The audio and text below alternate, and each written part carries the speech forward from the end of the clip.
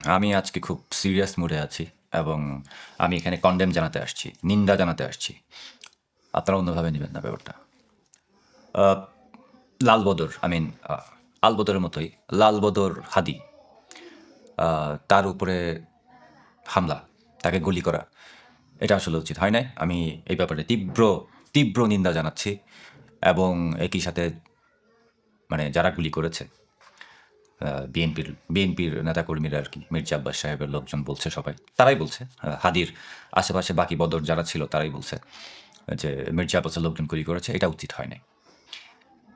এটা মোটা উচিত হয় নাই। একটা মানুষ, সে যেমনই হোক, সে ভালো মানুষ হোক, খারাপ মানুষ হোক, জঙ্গি হোক, সন্ত্রাসী হোক, তাকে গুলি করার অধিকার কারো নাই।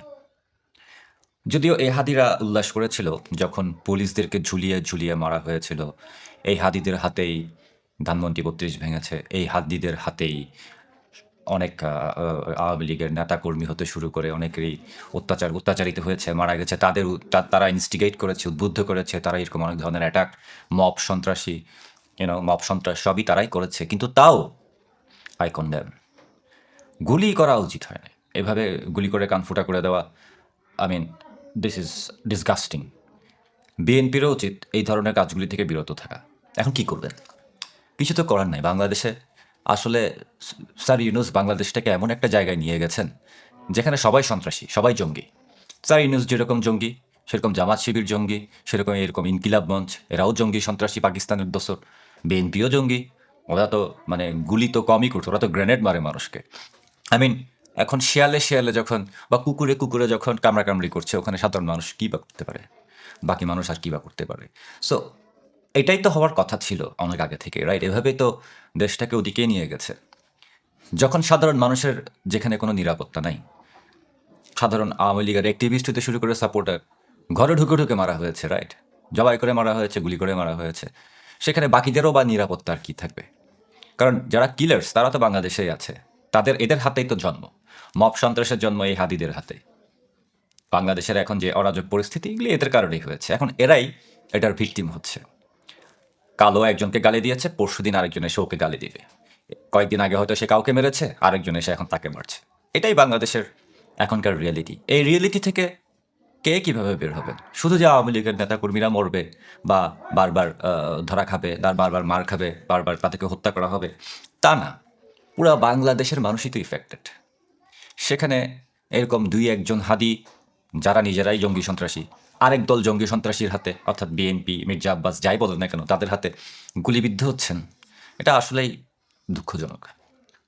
এখন স্যার ইউনুস, খেয়াল করে দেখেন, বাংলাদেশের সাধারণ মানুষকে তো প্রোটেক্ট করতে পারেই নাই। নিজের আশেপাশের যারা জঙ্গি সন্ত্রাসী আছে, যাদেরকে তিনি পালছেন, তাদেরকেও তিনি প্রোটেক্ট করতে পারছেন না। অবস্থা এতটাই খারাপ হয়ে গেছে। আমার মনে হয় সামনের দিনগুলিতে এগুলি আরও বেশি হবে। একটা কনফ্লিক্টের দিকে যাবে। শিয়ালে শিয়ালে কামড়াকামড়ি হবে, কুকুরে কুকুরে কামড়াকামড়ি হবে।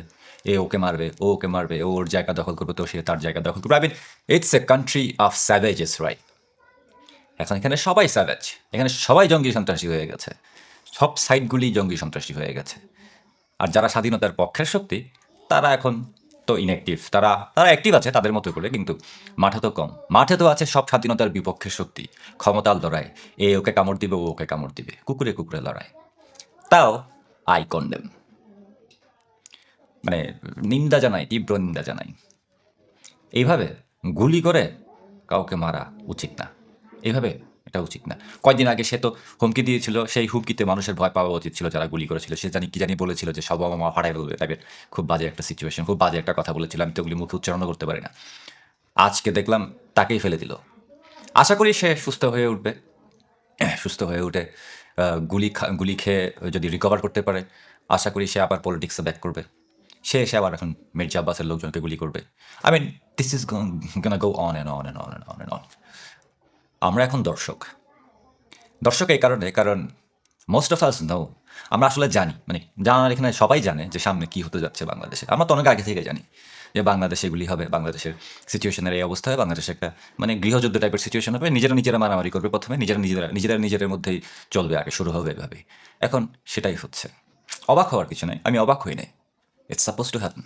এভাবেই দেশটাকে এরকমই বানিয়ে ফেলা হয়েছে। সব স্যাভেজরা দেশ চালাচ্ছে, জঙ্গি সন্ত্রাসী সবই তো এরকম, স্বাধীনতার বিপক্ষের শক্তি যারা। দেখা যাক সামনের দিনগুলিতে আর কি হয়। আসলে পুরা বাংলাদেশের মানুষই তো ক্ষেপে আছে এদের উপরে। কিভাবে কি করবেন? কি বা বলবেন? নিজেরা নিজেদের উপর যেরকম ক্ষেপে আছে পুরা বাংলাদেশের মানুষও এই মানে জুলাই আগস্টের সেই সমস্ত মানে এই মেটিকুলাস ডিজাইন এখন তো মানুষ বুঝতে পারছে সেজন্য ক্ষেপে আছে। বাংলাদেশের মানুষ আসলে এখন টের পেয়ে গেছে যে তাদেরকে সেই লেভেলের বোকা বানানো হয়েছে। আর সামনে যে মকারি অফ ইলেকশন যেটা আসতেছে, নির্বাচন, আমি বলবো সিলেকশন আসছে সামনে। আমি আদৌ জানি না, আমি শিওর না যে আদৌ ইলেকশন হবে কিনা, তফসিল ঘোষণা এরকম আর 10-12 বার হইতে পারে। বাট এই আওয়ামী লীগকে ব্যান করে স্বাধীনতার বিপক্ষের শক্তি, বাংলাদেশের সবচেয়ে বড় রাজনৈতিক দলকে ব্যান করে স্বাধীনতার বিপক্ষের শক্তিরা ক্ষমতা নেওয়ার জন্য যেভাবে উঠে পড়ে লেগেছে, I don't think so Bangladesh আসলে ভালো থাকবে। কারণ স্বাধীনতার বিপক্ষের শক্তির হাতে বাংলাদেশের ক্ষমতা কখনোই যাবে না, যেতে পারবে না। I don't think so it will happen. এখন দেখা যাক, আগে শকুনে শকুনে লড়াই করুক, দেখি তাদের মধ্যে কারা জিতে। এরপর চিন্তা করে দেখব যে আসলে কারা মূল শত্রু। আমাদের মূল শত্রু স্বাধীনতার বিপক্ষের শক্তি, এতটুকু আমরা জানি। আশা করি বুঝতে পেরেছেন এবং আবারও তীব্র নিন্দা জানাচ্ছি। Bye bye.